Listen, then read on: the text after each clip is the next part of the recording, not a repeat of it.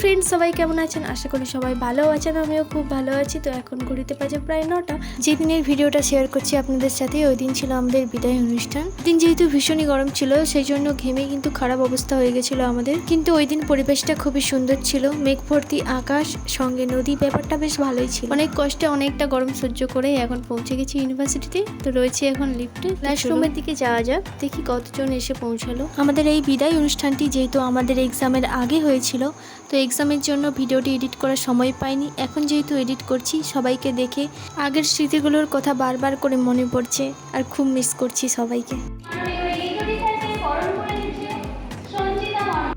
আমাদের এই ছোট্ট প্রিয় অনুষ্ঠানটি প্রদীপ প্রজ্বলনের মাধ্যমে সূচনা করা হলো। এরপর উদ্বোধনী সঙ্গীতের মাধ্যমে আমাদের অনুষ্ঠানটি পরবর্তী পর্যায়ে এগিয়ে যায়। আর এই যে এরা হলো আমার মিষ্টি মিষ্টি কিছু বান্ধবীগণ। পরপর কিছু গান, কিছু নৃত্য, কিছু কবিতা, এর মাধ্যমেই চলতে থাকলো আমাদের অনুষ্ঠানটি। সঙ্গে আমরা উপহার হিসেবে পেয়েছি আমাদের সম্মানীয় স্যারেদের কিছু গান, কিছু কবিতা, কিছু মূল্যবান কথা, আমাদের পরবর্তী জীবনের জন্য অভিনন্দন।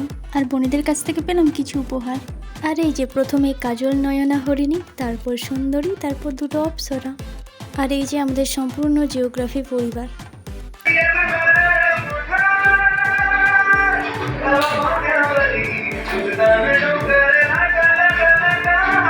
শেষে আমাদের পক্ষ থেকে রইল ডিপার্টমেন্টের জন্য ছোট্ট কিছু উপহার।